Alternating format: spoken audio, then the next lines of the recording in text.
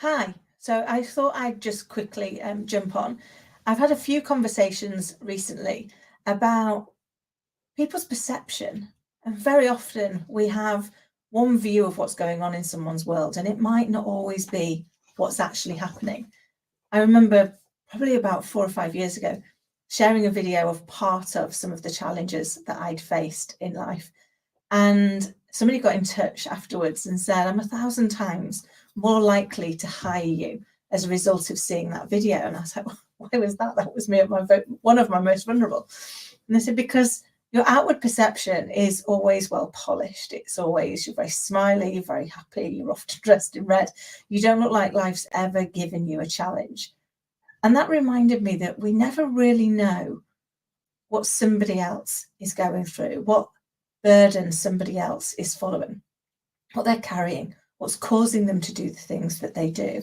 And so when I reflect back on some of my darkest moments, those moments where you just didn't know how to keep going, you didn't know how to move forward, I realized that looking back, life only really makes sense in the rearview mirror.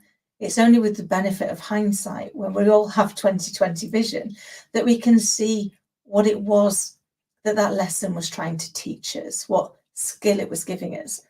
I'm very grateful that in my life I've been given plenty of opportunities to develop the skill of resilience.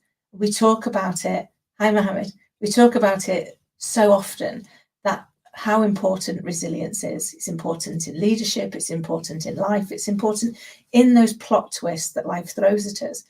But we build it by going through those challenges. We build it by not letting them knock us down, but helping to get up. And in those moments when we really are at our worst, at our lowest, it's in that ability to reach out and ask for help. Sometimes we can do it for ourselves. Sometimes we have to be courageous and ask for others. And I guess what it's kind of taught me is I now try and live my life in a place of grace. So I try and ensure in everything that I do that I'm grateful for everything I've got. I spent so long looking at what I hadn't got yet that I missed the joy of the present. And then my second one was about respect. I believe at our base, everybody wants to be listened to. They want to be respected and they want to be understood. And that doesn't mean to say we can never disagree, but we don't disrespect. So I think having that respect is so important as part of our values, a part of what it is that we do. And then my third one was accountability. I needed to be accountable for the part I played in every single thing that went wrong in my life, just as much as I was willing to be accountable for everything that went well. So that's our thoughts, our words and deeds. Looking at the part that we play allows us to see the opportunities for us to take the lesson and grow. And that then brought me to courage, the courage to be curious of ourselves and others. When I leap to, well, I think that's right, I think that's wrong, asking myself, that's interesting, Kim, why are you so convinced that's right? Why are you so convinced that's wrong? And asking the other person, yeah, I've never thought of it that way. Can you help me understand a little bit more about how you got there? And having the courage to be curious and creative, looking at what other things that we could do, and also having the courage to be kind, because it takes a lot more courage to be kind to others and to ourselves than it does to be unkind.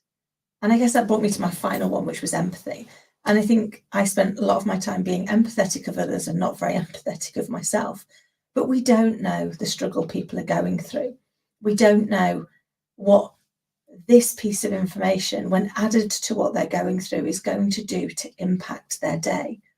And so now when I look back at all of those opportunities to be knocked down, to be flawed, to be redirected from where I thought I was going to where I've ended up going, I'm now really grateful for everything that they've brought me, for all the people they've brought into my life. And I guess I just wanted to jump on and share that. We don't share our vulnerability often enough.